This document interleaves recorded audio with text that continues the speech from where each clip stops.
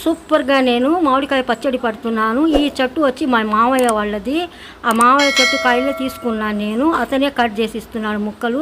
Medium సైజుగా cut చేసి ఈ మావయ్య చూడండి. మా మావయ్య ముక్కలు మంచిగా ఒకే సైజు లాగా కట్ చేసేసాను. ఉప్పు, పసుపు, చిన్నులపాయల రెబ్బలు అన్నీ కలుపుకున్నాను. నేను ఆవుల పిండి వేసుకుంటున్నాను. 4 వేసుకుంటాను ఈ గ్లాస్తో. 50 గ్రాముల మెంతులు తీసుకున్నాను నేను.